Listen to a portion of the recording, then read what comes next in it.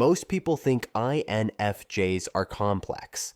The brutal, unspoken truth is that most people are just too simple for the INFJ brain.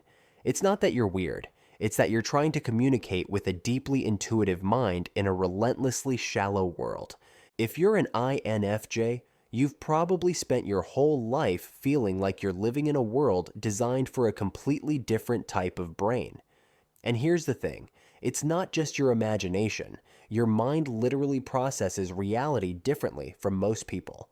This isn't about being better or worse than anyone else. It's about being wired differently. What if what others call weird or intense is actually advanced perception? What if your discomfort with everyday life isn't a flaw, but a feature?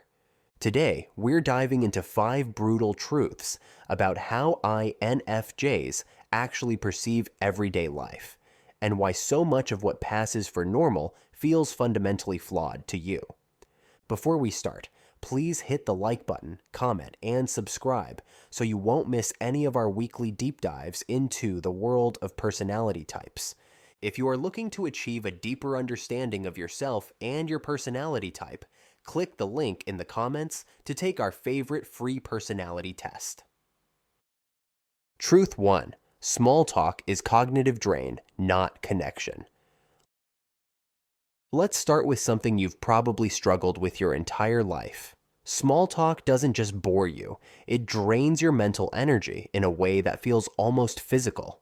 While others are chatting about the weather or what they watched on Netflix last night, your brain is desperately searching for patterns, meaning, and a deeper connection.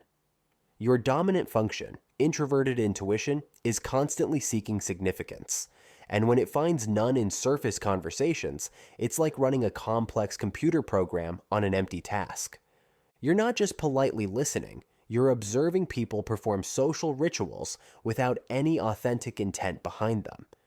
The scripts they're following are the automatic responses, which means they're not really present in the conversation at all. There's often a hidden judgment happening too.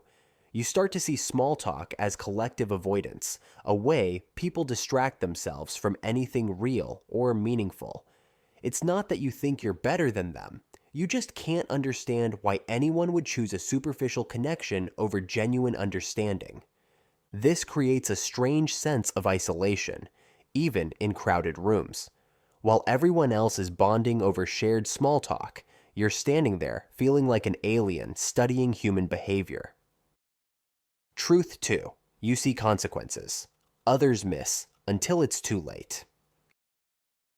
Here's where being an INFJ gets really lonely.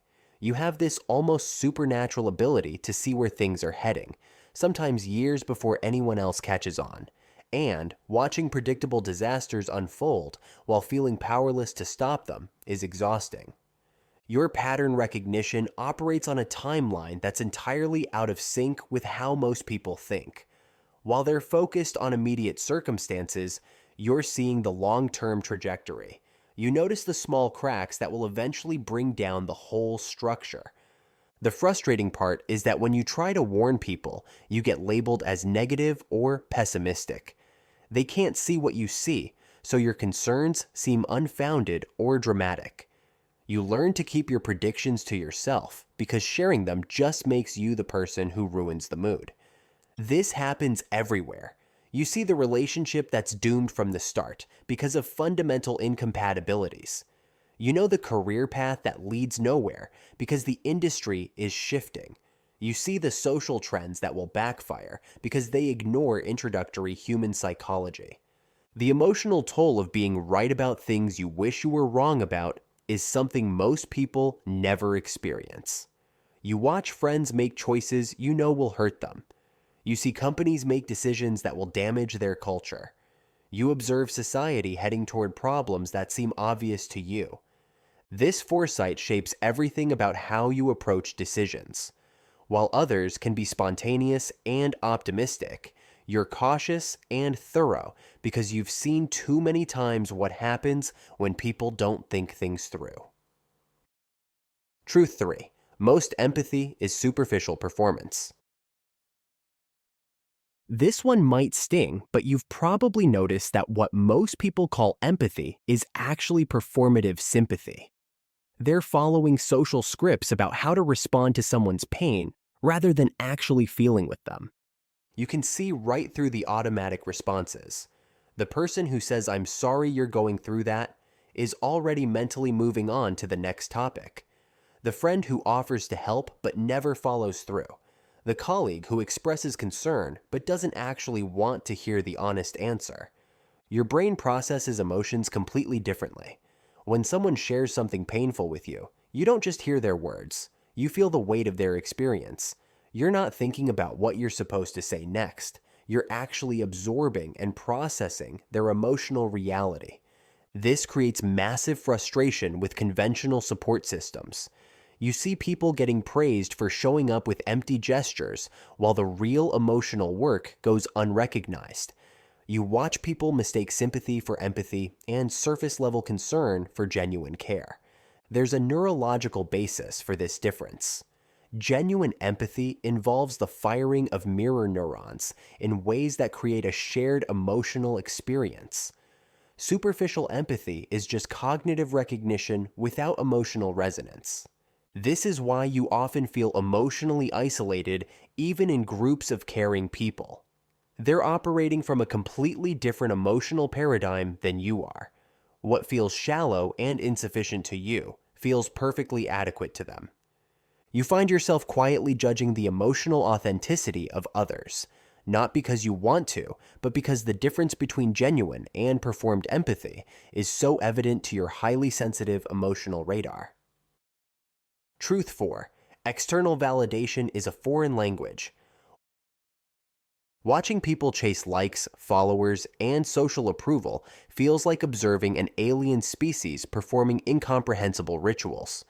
You see friends posting carefully curated versions of their lives, then anxiously checking for reactions. You watch colleagues make decisions based on what will impress others rather than what actually makes sense. Your brain operates from a completely different reference point. While most people constantly scan their environment for social feedback to determine their worth, you have this internal compass that doesn't need external confirmation. It's not that you don't care what people think, it's that their opinions don't fundamentally alter your sense of self. This creates a weird kind of freedom, but also profound isolation. You're free from the exhausting cycle of seeking approval, but you're also watching everyone around you trapped in it. You see people sacrificing their authentic interests, their core values, and even their genuine personalities to fit into whatever mold yields the most positive response. The quiet judgment happens automatically. You watch someone change their entire communication style to get more engagement on social media. You see, people choose careers based on status rather than passion. You observe friends staying in relationships that look good from the outside but feel empty from within. What's fascinating is how this difference in validation systems affects every area of life. While others are networking to build their personal brand, you're focused on actual competence. While they're choosing restaurants based on Instagram potential, you're choosing based on actual food quality. While they're dating people who look good on paper, you're looking for a genuine connection. The cognitive difference runs deep. External validation seekers have reference points that exist outside themselves. They need the mirror of social approval to know who they are. Your reference points are internal. You know who you are, independent of what others think about it. Truth 5. Conformity is psychological imprisonment. You look around and see people living their lives according to scripts they never consciously chose. They're following paths laid out for them by society, family expectations, or cultural norms, without ever stopping to ask if these paths actually make sense for who they are. The standard life template feels like voluntary imprisonment to you. Graduate from college, get a corporate job, buy a house in the suburbs, get married, have a kid, and retire at 65. You see people checking off these boxes, not because they genuinely want these things, but because it's what you're supposed to like. What's particularly painful is watching people sacrifice their authentic selves for the sake of belonging. They dim their weird interests, hide their unconventional thoughts, and suppress their creative impulses to fit into groups that don't actually appreciate who they really are. You see the psychological cost of this conformity everywhere. The midlife crisis happens when people realize they've been living someone else's life. The quiet desperation of people who achieved everything they were told would make them happy, but feel empty inside. The way people become more miniature versions of themselves to maintain social acceptance. Your perception of everyday life as a limitation shapes everything about how you approach major decisions. While others are following established career tracks, you're creating your own path. While they're dating within their social circle, you're looking for someone who actually understands you. While they're buying houses in approved neighborhoods, you're choosing based on what feels right to your soul. This makes you feel like an observer rather than a participant in much of social life. You're watching people play a game where the rules seem arbitrary and the prizes seem meaningless. You understand the game well enough to play it when necessary, but you can't shake the feeling that everyone is missing the point. The cognitive basis for rejecting conventional paths runs deeper than simple rebellion. Your brain is wired to see systems and structures for what they really are, rather than accepting them as inevitable.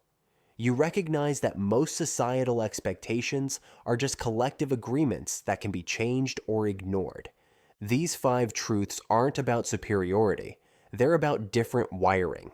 Your brain processes social reality, emotional authenticity, and life choices through a completely different lens than most people. This creates both incredible insight and profound loneliness. The price of seeing what others don't is isolation and misunderstanding. You're often the person pointing out that the emperor has no clothes, while everyone else is admiring his beautiful outfit. You see through facades that others accept at face value.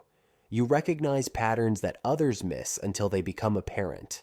But here's what you need to remember. Your perception isn't a flaw that needs fixing, it's a strength that needs honoring.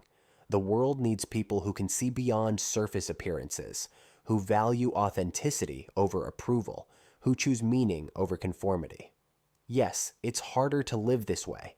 Yes, you'll often feel like you're speaking a different language than everyone around you. But your distinct way of seeing is precisely what makes you valuable. Comment and subscribe for more insights into the INFJ cognitive experience. And remember, your weird is actually your wonderful. If you want to continue the journey to understanding yourself or an INFJ in your life, click either of the following videos, where we continue to unlock the secrets of the INFJ personality type.